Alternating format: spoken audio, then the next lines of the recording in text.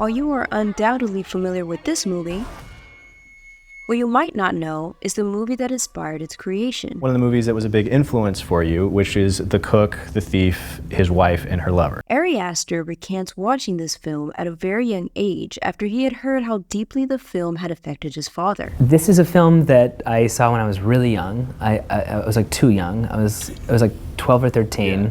And I remember hearing that it upset my dad. So I found a way to like sneak it from the video store. I think I like slipped it into Captain Ron or something. Yeah, like Encino Man or something. And then I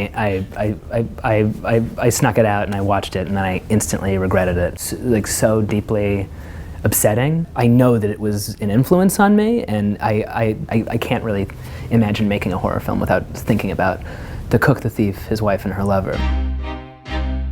Despite its significant influence on one of the scariest films of the last decade, this movie was never intended to be a horror film. Yet, it serves as an allegory for something far more sinister.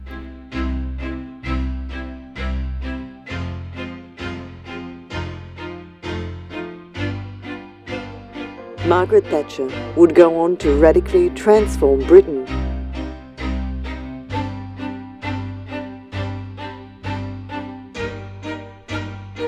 Peter Greenaway's 1989 film, The Cook, The Thief, His Wife, and Her Lover, is a visceral and grotesque depiction of power, greed, and moral decay, often interpreted as a scathing critique of Margaret Thatcher's Britain.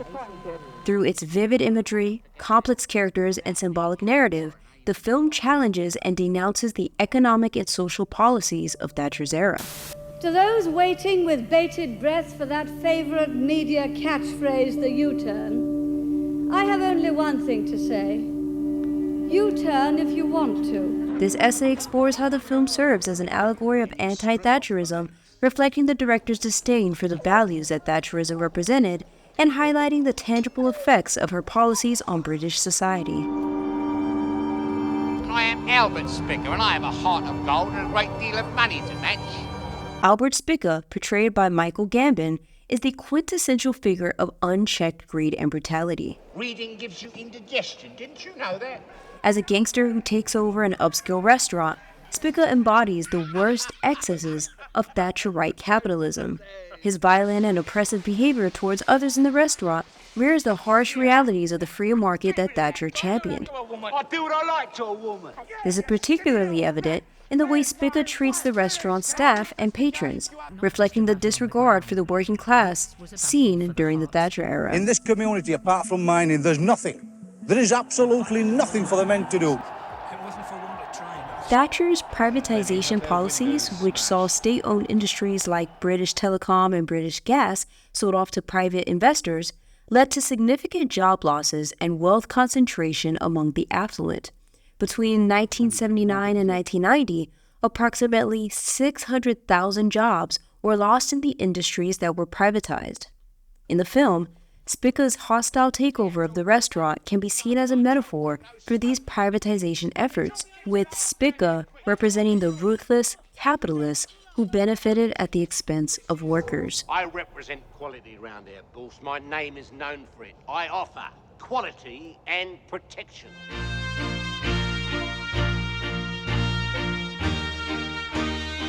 Helen Mirren's character, Georgina, Spica's oppressed wife, symbolizes the marginalized and silenced voices of Thatcher's Britain. Georgina's eventual rebellion against her husband's tyranny reflects the resistance against Thatcher's regime. Georgina's affair with Michael, a quiet bookshop owner, represents a yearning for intellectualism, sensitivity, and a more humane society, qualities that were perceived to be under threat during Thatcher's tenure. Our top priority is to get inflation down. And I would also hope that he would be aware that the way of doing that in the longer term has to be by making the price of money more expensive. If he doesn't know that, I'm very surprised. Thatcher's focus on controlling inflation through tight monetary policies led to high interest rates and a deep recession, resulting in soaring unemployment. In 1984, unemployment peaked at over 3 million, disproportionately affecting working-class communities in the north of England, Wales, and Scotland. The economic despair of the era is mirrored in the bleak, oppressive atmosphere of the restaurant, where employees work under the constant threat of Spica's brutality, symbolizing the harsh realities faced by the working class.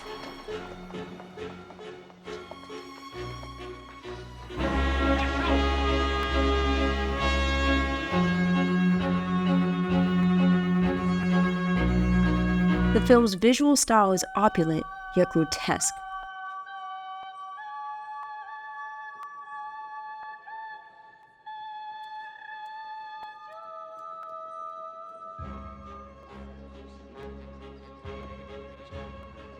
Reflecting the excesses of Thatcher's Britain.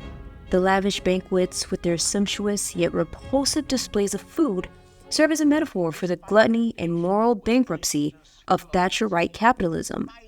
One particularly notable scene is when Spica force-feeds Michael pages from a book, a literal and figurative destruction of knowledge and dissent, critiquing Thatcher's educational and cultural policies. Thatcher's tax policies favored the wealthy, reducing the top rate of income tax from 83% to 40%, while increasing VAT from 8% to 15%. This shift in the tax burden from direct to indirect taxes disproportionately affected lower-income households, exacerbating income inequality.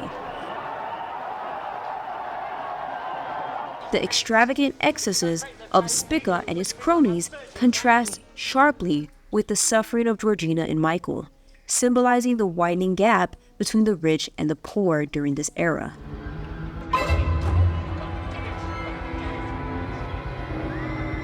The artwork in the restaurant plays a crucial role in the film's symbolism. One of the prominent pieces is the series of large Renaissance-inspired paintings that adorn the restaurant's walls. These paintings depict scenes of decadence and excess, mirroring the behavior of Spica and his entourage. This art is a direct commentary on the moral and social decay of Thatcher's Britain, highlighting the superficial beauty that masks deeper corruption and greed. The restaurant itself can be seen as a microcosm of Thatcher's Britain, where social division and exclusion are rampant. The right to buy scheme allowed council tenants to purchase their homes at substantial discounts, increasing home ownership but depleting the stock of social housing and leading to a long-term shortage of affordable homes. By 1990, over 1.5 million council homes had been sold, but the funds raised were not reinvested in building new social housing. The exclusive and oppressive environment of the restaurant reflects the social divide, with the less fortunate being excluded from basic needs and rights. Where there is doubt, may we bring faith, and where there is despair, may we bring hope. Thatcher's government enacted laws to curb the power of trade unions, leading to a decline in membership and influence. The Employment Act of 1980 and the Trade Union Act of 1984 imposed restrictions on strike actions and required unions to hold ballots before strikes. I will never negotiate with people who use coercion and violence to achieve their objective. They are the enemies of democracy. The systemic humiliation and control exerted by Spica over his employees symbolized the erosion of workers' rights and the suppression of collective bargaining under Thatcher. The defeat of the miners' strike in 1985 marked a significant turning point, signaling the end of an era of strong union power. Moreover, Thatcher's commitment to reducing public spending led to cuts in various public services, including education, healthcare, and social welfare programs. The honourable gentleman takes his customary swipe at private enterprise. He can't stand it. He'd far rather have nationalisation run by politicians who know nothing. Mr. Speaker, how can anyone who's selling off the electricity industry say that they're trying to get a good deal for the country in any case? These cuts often meant reduced quality and access to essential services for the most vulnerable populations. According to a report by the British Medical Journal, the NHS faced severe underfunding during the Thatcher years, contributing to increased waiting times and reduced standards of care. The decay and moral bankruptcy depicted in the film's setting and characters reflect the neglect and decline of public services and societal values during this era.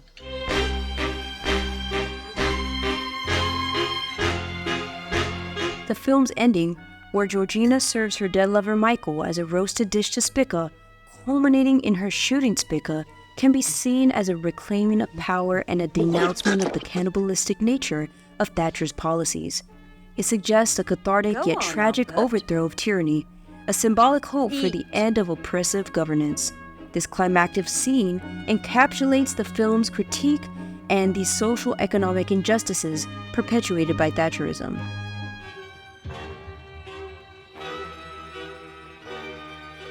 The Cook, the Thief, His Wife, and Her Lover is more than just a story of personal vengeance and tragedy. It is a bold, unflinching critique of Thatcherite Britain, using its narrative and visual splendor to depict a society rotting from within due to the excesses and moral failings of its leaders. Greenaway's film remains a powerful and relevant piece of cinema that not only entertains, but also provokes critical thought about the political and social issues of its time.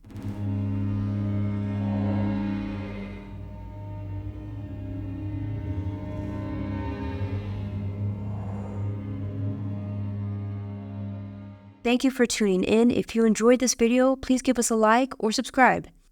I hope to see you next time.